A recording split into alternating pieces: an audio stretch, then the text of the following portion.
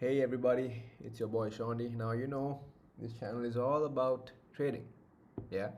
And I thought about giving the business route a go, okay? Because I got a lot of people asking me about business, how to do this, how to do that, how do I go about starting a business, how do I go about managing a business, right? So I'm gonna have a playlist that's gonna focus only on business. Oops, that's only gonna focus on business content. All right. Now yes, you may say, why not have a separate channel? But I don't think this channel is large enough for me to drive people there. Okay, so we're going to have it as a separate playlist.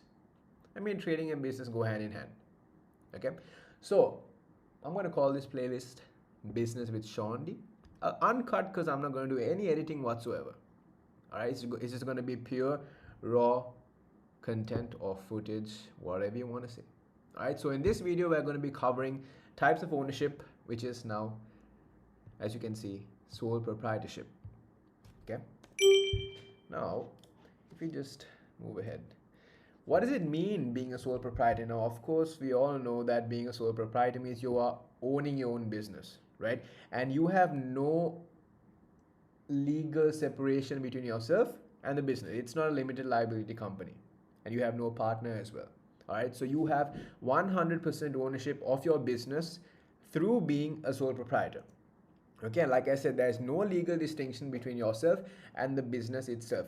Now yes, that can lead to various different things, as you will see. But if you're starting out, if you have a business idea, right, it's always best to start off as a sole proprietorship so that you don't have to worry about too much about getting an accountant for taxes and so on and so forth, right? Yes, there will be taxes, but it's a much simplified approach of running a business yourself. Okay, now there are many examples of sole proprietorship. So this can be running a barbershop, getting your hair cut, going for facials, right?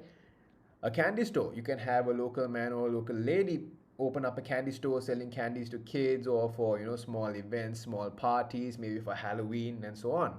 Yeah, you can also have a general market, like a small local grocery store. Okay, a small scale electronics store, right? Because there are plenty of examples of sole proprietorships, right? And the main difference that you see between sole proprietorships and other types of businesses is that sole proprietorships are extremely small. Okay, they're extremely small. So like I said, when you are looking to start a business, this would be the best approach. All right, okay, as you can see, it's a nice picture of a barber, a candy store, and a grocery store. All right, okay. Now, evaluating a sole proprietorship. So what are the pros and what are the cons, right? So if you're looking at this, if you're looking at the pros, we can see that there are no formalities in forming a sole proprietorship. It's cost effective. You're not paying any extra cost to set this up. If you have an idea, go, you can run it online, you can run it inside of your house, as long as people know about it. Okay, and we have something called pass-through taxation, meaning you as the owner and the business itself, there is no legal separation, as I mentioned. So if there is no legal separation, you are the business. You are the face of the business and you are the business. So in addition to your own personal expense, the business expenses will also be added to that. Okay? At the same time, other income to you as the owner, right, can be seen as an income to the business. So you can have multiple sources of income and you can attribute that to your own personal balance sheet and income statement. Okay, and like I said earlier, this is a perfect approach to starting out in any type of business. You can start small, obviously, to grow big, because you cannot start big, it's impossible. I mean, if you have celebrities helping you out, then yes, you can start big, but let's be real, starting small is the most effective way. Okay, organic growth is the way. All right, and again, there's limited barrier to entry in terms of starting up, because no one can stop you. Like, there is no cost to starting up a sole proprietorship. Yes, maybe if you don't want to run it from your house, maybe if you don't want to run it from your apartment, yes, you have to spend money on rent, office space, and stuff like that. Okay, but apart from that, no one can stop you from having an idea and executing on it. Okay. Cons. The biggest problem. The owner, you will have unlimited liability. Okay, now unlimited liability, what it means is that you are going to be liable to every single debt obligation that the business has, because remember, you are the business. Okay, so if the business, let's say you take a loan, that means let's say you take a loan of $10,000, okay, for the business, right? That means that you as the owner, remember, you are equivalent to the business, you are legally obliged to settle that debt. So if the business takes on debt, you take on debt. Okay, so if in case your business goes bankrupt, in case you have to pay a ton of debts, right, it will eat your personal assets as well, because your assets now is equivalent to the business's assets. Okay, so that's what unlimited liability means. If you have, let's say, $20,000 in your savings and you take on a $10,000 loan and now the business goes bankrupt, right? Uh, let's take into consideration interest charges and so on and so forth. Not only will your not only will that $10,000 go, right? If interest, right? If the interest on the loan is quite substantial, it will also eat out of your own personal assets, which is that remaining $20,000 that you have. You can also see money going away from that as well. Okay, so the only problem with sole proprietorships is that you have that unlimited liability. You are legally obliged to fulfill all debts that the business has. Basically, you are gonna you are liable to lose more than what you have invested. Okay, so there's limited capacity as well, meaning as the business grows, it would be beneficial to change the legal structure. Okay, so as your business grows, you get more customers, then there'll be more demand, and if there's more demand, you'll need to, of course, let's say maybe you have to employ more machinery, you have to buy accounting software, you have to basically employ any means necessary to keep up with that capacity, to keep up with increasing capacity. Okay, and so you would have to increase, or rather you would have to upgrade the means of business, maybe to a partnership, maybe to a private limited company, or maybe to a public company as well. Okay, so we'll cover these topics in the next few videos. All right, okay, so is a sole proprietorship worth the trouble of unlimited liability? Let's see.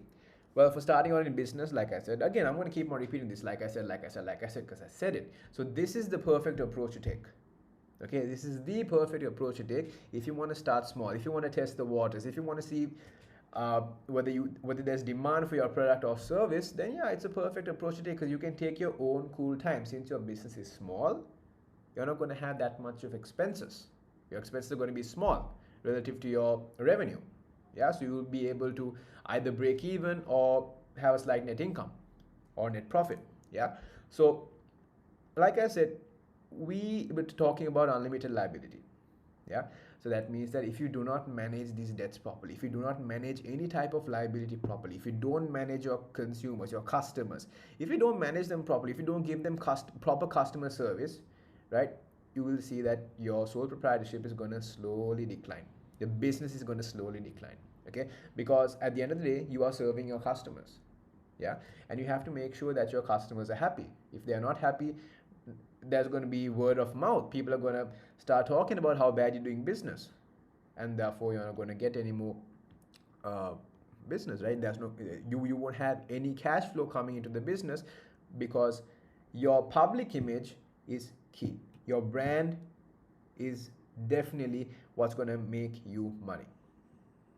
Okay, so you should approach your business with sound business practices and of course proper business management. Okay, you don't spend unnecessarily, and of course you have to treat all your customers equally, and obviously you have to make them feel that they are part of what you're offering.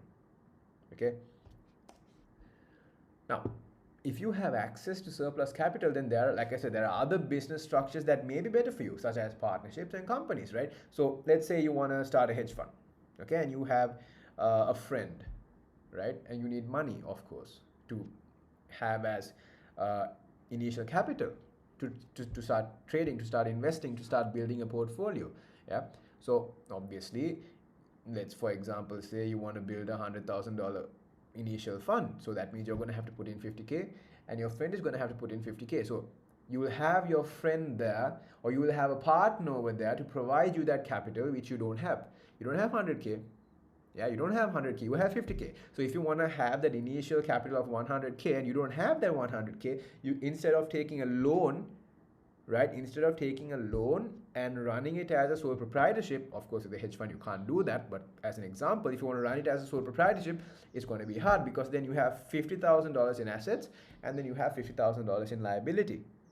Okay, and now if, for example, let's say something bad happens, let's say you lose some money, it will definitely eat into your 50K as well. And if all that is gone, it's going to start eating into your own personal savings. Okay, so by having partnership, or rather by going for a partnership, you have access to other types of obligations. Okay, you have access to other types of obligations that won't necessarily eat into your own personal wealth.